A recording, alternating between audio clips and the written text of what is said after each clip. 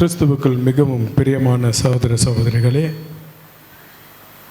இந்த வேளையிலும் கூட இந்த 4வது வசனத்தை நாம் வாசிக்கிற பொழுது இந்த இடத்துல வேதம் சொல்லுகிறது, ஏலி ஏலி லாமா சபக்தானி, my lord why are you forsaken me.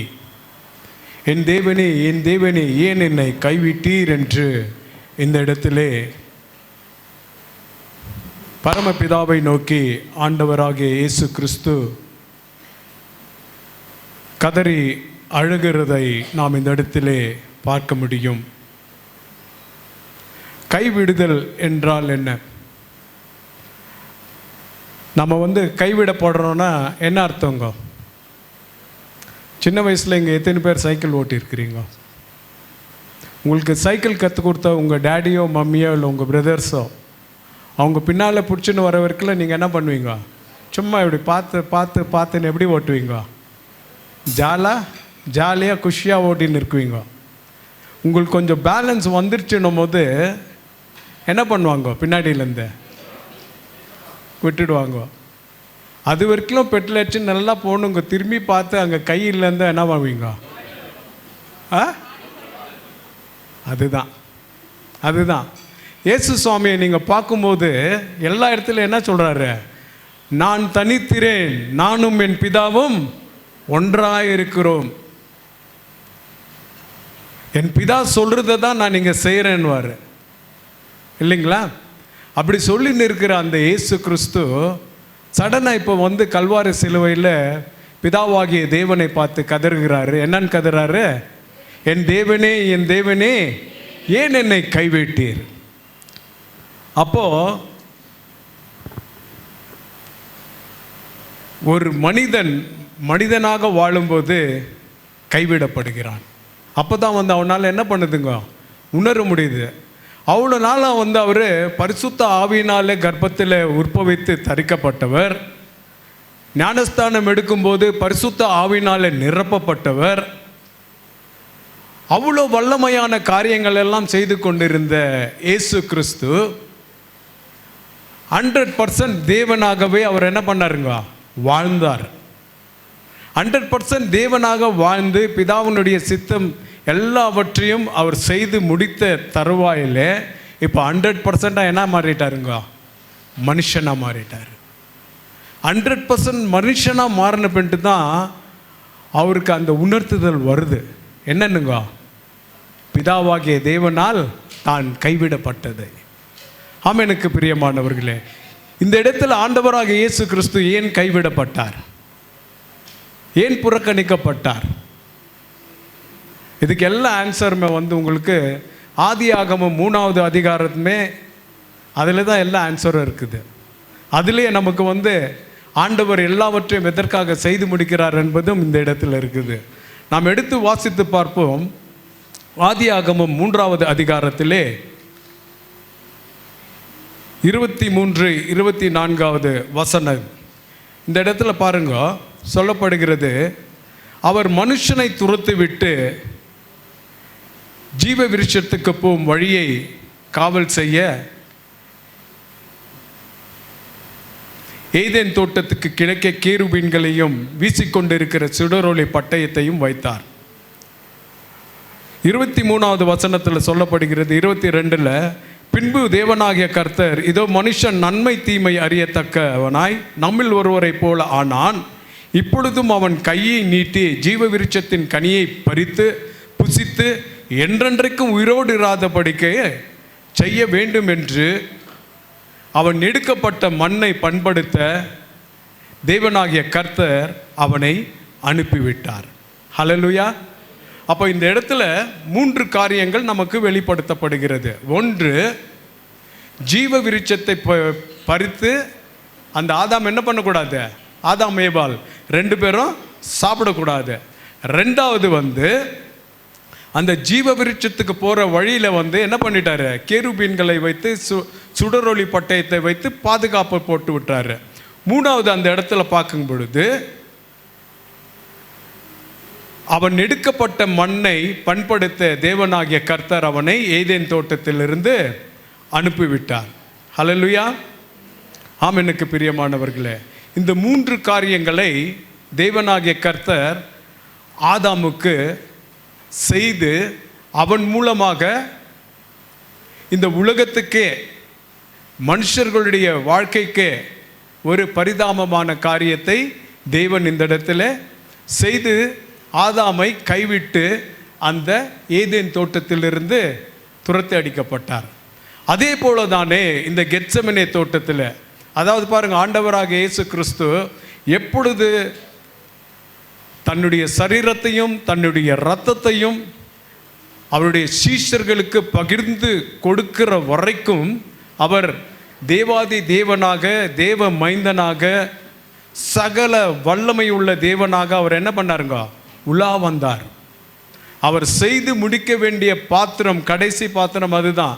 தன்னுடைய உடலையும் தன்னுடைய இரத்தத்தையும் அவர் என்ன பண்ணோம், கையளிக்கப்பட வேண்டும். அந்த கையளிக்கப்பட்ட காரியம், அந்த சிச்சுவேஷன் முடிஞ்ச பிறகு கெத்செமனே தோட்டத்துக்கு போகிறாங்க. அந்த இடத்துலேருந்தே தான் என்ன ஆயிடுச்சுங்க, ஆண்டவராக இயேசு கிறிஸ்து கைவிடப்பட்டு விட்டார். பிதாவாகிய தேவனால் அவர் என்ன பண்ண விட்டார், கைவிடப்பட்டு விட்டார். பாருங்கள், இதில் நம்ம பார்க்கும்போதுங்க, இந்த 3வது ஆதியாகமம் 3வது அதிகாரத்தில் ஜெனிஷஸ் 3rd chapter and 19th verses நம்ம பார்க்கும் பொழுது, நீ பூமியிலிருந்து எடுக்கப்பட்டபடியால் நீ பூமிக்கு திரும்பும் மட்டும் உன் முகத்தின் வேர்வையால் ஆகாரம் புசிப்பாய், நீ மண்ணாய் இருக்கிறாய், மண்ணுக்கு திரும்புவாய் என்றார். எவ்வளோ ஒரு பெரிய சாபம் பாருங்க, எவ்வளோ பெரிய ஒரு கட்டளை பாருங்க. நீ பூமியிலே இருந்து எடுக்கப்பட்டாய், நீ பூமியில் இருக்கிற மண்ணில் நீ என்ன பண்ணுமா, உன்னுடைய வேர்வையை சிந்த வேண்டும். நீ அந்த வேர்வையை சிந்தி தான் உன்னுடைய பயிர் நிலங்களை நீ என்ன பண்ணோம், வளர்க்க வேண்டும். அதுக்கு மேலே இன்னொன்று என்ன சொல்லப்படுதுங்க இந்த இடத்துல, 18வது வசனத்தில், நீ அப்படி கஷ்டப்பட்டு உழைச்சி பயிர் நிலங்களை நீ பயிர்களை விளைவிக்கிற போது அது உனக்கு முள்ளும் குறுக்கு முளைப்பிக்கும். ஹல்லேலூயா. வேர்வை சிந்தி கஷ்டப்பட்டு உழைச்சி ஒரு பயிரை விளைக்கும் போது அது என்ன விளைவிக்குமா, முள்ளும் குறுக்கும் உனக்கு விளைவிக்கும். ஆம், எனக்கு பிரியமானவர்களே, இந்த முள்ளும் குறுக்கும் மனுஷனுடைய வாழ்க்கையிலே சாபமாய் வந்துவிட்டது. ஸோ அந்த சாபத்தை போக்கவே, பாவத்தை நீக்கவே பரிகாரியாக கர்த்தராக இயேசு கிறிஸ்து இப்பொழுது கெத்செமனே தோட்டத்தில் போய் அந்த இடத்துல என்ன பண்ணுறாருங்க, அவர் ஜெபம் பண்ண போகிறார். அவர் ஜெபம் பண்ண போகும்போது இந்த இடத்துல சொல்லப்படுகிறது பாருங்கள்,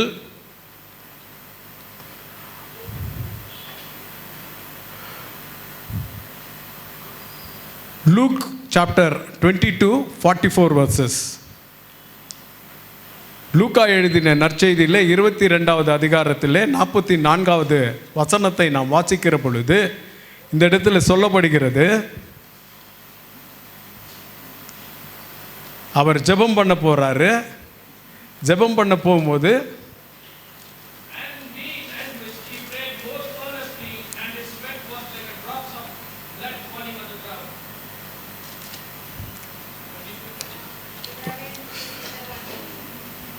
அவர் மிகவும் வியாகுலப்பட்டு அதிக ஊக்கத்தோடு ஜெபம் பண்ணினார்.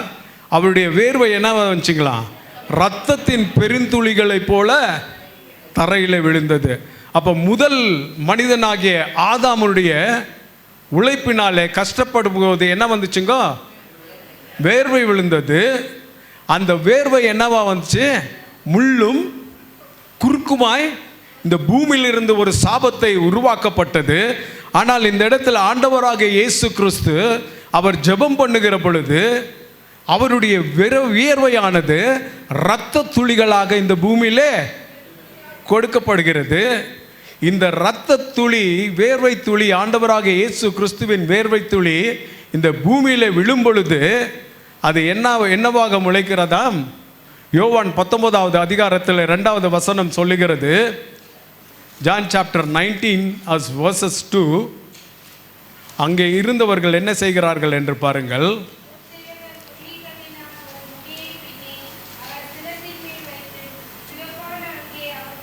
போர் சேவகர் முள்ளுகளினால் ஒரு முடியை பின்னி அவர் சிரசின் மேல் வைத்து சிவப்பான ஒரு அங்கே அவருக்கு உடுத்தி, யூதருடைய ராஜாவே வாழ்க என்று சொல்லி அவரை கையினால் அடித்தார்கள். ஹல்லேலூயா. எந்த முதல் மனிதன் ஆதாமினால் அவனுடைய வியர்வினால் இந்த உலகத்திலே முள்ளும் குறுக்கும் வந்ததோ, அந்த முள்ளும் குறுக்குமான அந்த சாபத்தை இரண்டாவது மனிதனாக ஆதாமாக வந்த இயேசு கிறிஸ்துவின் வியர்வை இரத்தத்தினாலே அதை முள்முடியாக அவர் சுமந்து கொண்டார். ஹல்லேலூயா, ஹல்லேலூயா. இனி நாம் எந்த சாபத்தையோ, எந்த பாவத்தையோ, எந்த அழிவையோ நாம் சுமந்து கொள்ள முடியாதபடிக்கு ஆண்டவராகிய இயேசு கிறிஸ்து மனுகுலத்தின் சாபத்தை முள்முடியாய் சுமந்து கொண்டார். ஹல்லேலூயா. முள்முடி உனக்காக, காயமெல்லாம் உனக்காக, முள்முடி உனக்காக, காயமெல்லாம் உனக்காக, பாவங்களை அறிக்கையிடு, பாவங்களை அறிக்கையிடு, பரிசுத்தமாகிவிடு, நீ பரிசுத்தமாகிவிடு. கலங்காதே, கலங்காதே, கர்த்தர் உன்னை கைவிட மாட்டார். கலங்காதே, கலங்காதே. கல்வாரி மலை மேலே காயப்பட்ட இயேசுவை பார். கல்வாரி மலை மேலே காயப்பட்ட இயேசுவை பார். கண்ணீரெல்லாம் துடைப்பார். கரம் பிடித்து வழி நடத்துவார். உன்னை கரம் பிடித்து வழி நடத்துவார். ஹல்லேலூயா. பிதாவாகிய தேவனால் எந்த ஆதாம் கைவிடப்பட்டானோ, அவரால் அனுப்பப்பட்ட ஆண்டவராகிய இயேசு கிறிஸ்துவினால் மனிதர்கள் கைப்பிடிக்கப்படுகிறார்கள். சபிக்கப்பட்ட மனுஷனுக்கு ஆண்டவராகிய இயேசு கிறிஸ்து தரித்த அந்த முள்முடியினால் ஆசீர்வாதம் வருகிறது. எனக்கு பிரியமானவர்களே, ஹல்லேலூயா. அதற்காக தான் இயேசு கிறிஸ்து பிதாவாகிய தேவனால் கைவிடப்பட்டார். ஹல்லேலூயா, ஹல்லேலூயா. ஏன்னாக்கா, எப்போ உங்களுக்கு சைக்கிள் பேலன்ஸை நீங்களாக ஓட்டி முடிக்கணுன்றதுக்கு உங்களுக்கு கற்றுக் கொடுக்குறவங்க விடுறாங்களோ, அப்போ நீங்கள் என்ன பண்ணுறீங்க? உங்களோட முயற்சினால் நீங்கள் முன்னுக்கு வரீங்க. அதே போல தான் இந்த இடத்துல நாம் பார்க்கிற பொழுது ஆதாமுக்கு அயர்ந்த ஒரு நித்திரையை தேவன் கொண்டு வருகிறார், இல்லைங்களா? ஆதாமுக்கு அயர்ந்த நித்திரையை கொண்டு வந்த பிறகு அவனுடைய விழா எலும்பிலிருந்து யாரை உருவாக்குறாரு? இப்போ இந்த ஏவாள் யாருக்கு சொந்தமாக போகிறாங்க? ஆதாமுக்கு. அப்போது அந்த விழா எலும்புலேருந்து ஒரு நித்திரையை கொடுத்த பிறகு ஏவாள் உருவாக்கப்பட்டு மாம்சமும் தசையுமாக அந்த ஆதாமோடு இணைக்கப்படுகிறார். ஹல்லேலூயா. அதே போல் நாம் பார்க்கிற பொழுது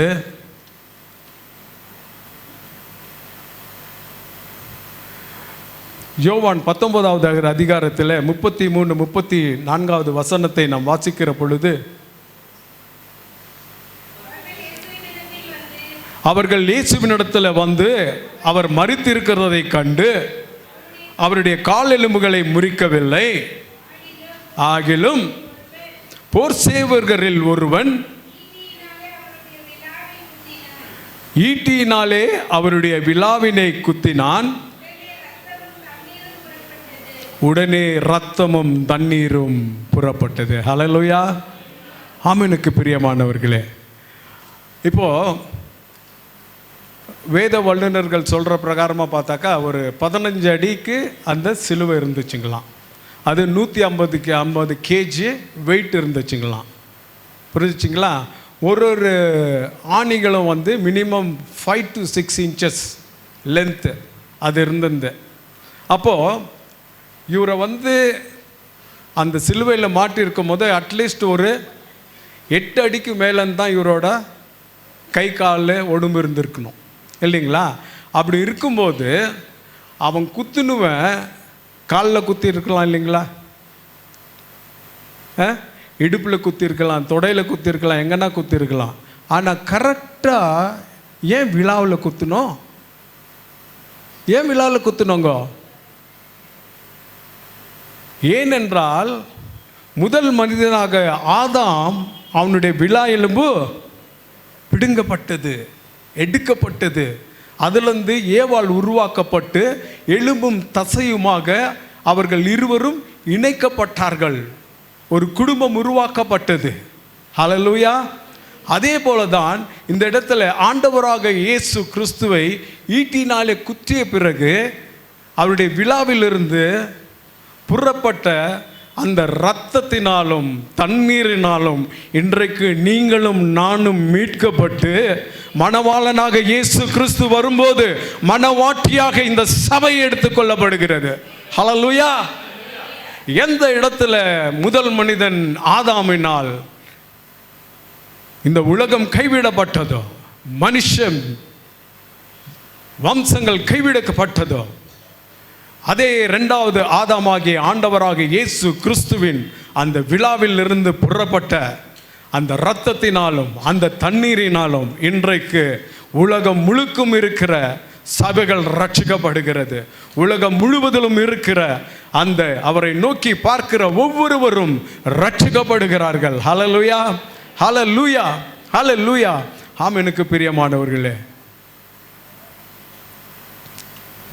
குருதி சிந்தும் நெஞ்சம் நம்மை கூர்ந்து நோக்கும் கண்கள், குருதி சிந்தும் நெஞ்சம் நம்மை கூர்ந்து நோக்கும் கண்கள், அங்கே பாரும் செந்நீர் வெள்ளம், அங்கே பாரும் செந்நில் வெள்ளம், அவர் பாதம் வந்து சேரும், அவர் பாதம் வந்து சேரும். நெஞ்சத்திலே தூய்மையொன்று இயேசு வருகிறார், நொறுங்கொண்ட நெஞ்சத்தையே இயேசு அழைக்கிறார். நெஞ்சத்திலே தூய்மையுண்டோ இயேசு வருகிறார், நொறுங்கொண்ட நெஞ்சத்தையே இயேசு அழைக்கிறார். Those who are pure in heart, they'll see God. இருதயத்தில் சுத்தமுள்ளவன் பாக்கியவான், அவன் தேவனை தரிசிப்பான். ஆம், எனக்கு பிரியமானவர்களே, அந்த தேவனை தரிசிக்கும்படிக்காக தானே தேவாதி தேவனும் கர்த்தாதி கர்த்தருமாகிய இயேசு கிறிஸ்து கல்வாரி சிலுவையில் அறையப்பட்ட பொழுது அவருடைய விழாவிலே ஈட்டினால் குத்தப்பட்டது.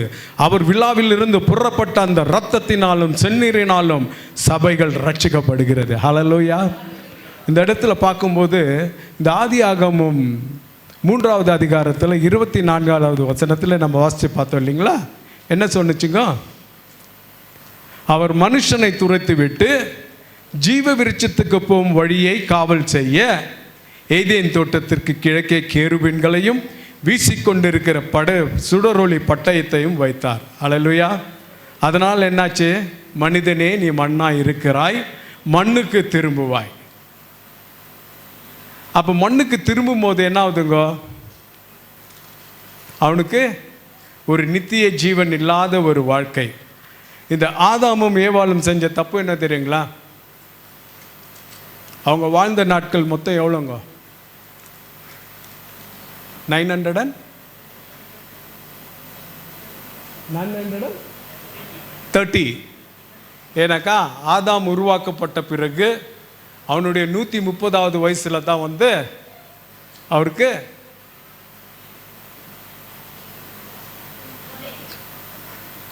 காயினும் ஏபேல் செத்த பிறகு 130 வருஷம் ஆன பிறகு தான் சேத் பிறக்கிறார் இல்லைங்களா? அதுக்கு நெக்ஸ்ட்டு 800 இயர்ஸ் ஆதாம் இந்த உலகத்தில் வாழ்கிறாரு. அப்போ வாழும் பொழுது நீங்கள் பைபிளை நல்லா வாசித்து பாருங்க.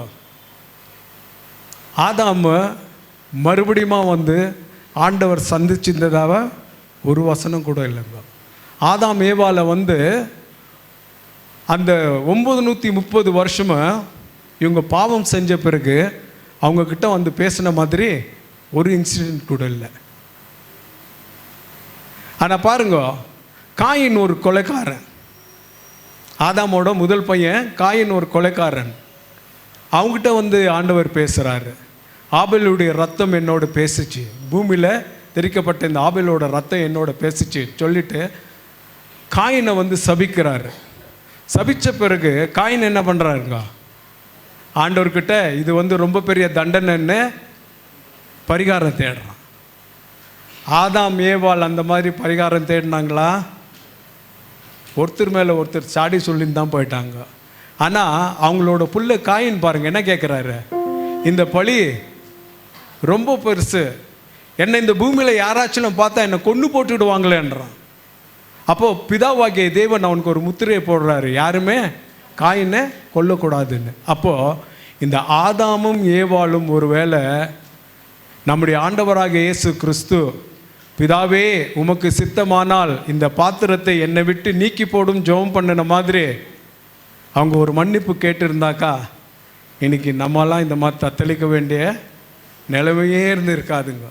ஆனால் அவங்க 2 பேரும் என்ன பண்ணாங்க, they were very proud of themself, ரொம்ப ப்ரைடில் இருந்துட்டாங்க. ஒருத்தர் மேலே ஒருத்தர் பழி சுமத்தி கொண்டு என்ன பண்ணிட்டாங்க, அந்த பாக்கியத்தை அவங்க இழந்துட்டாங்க.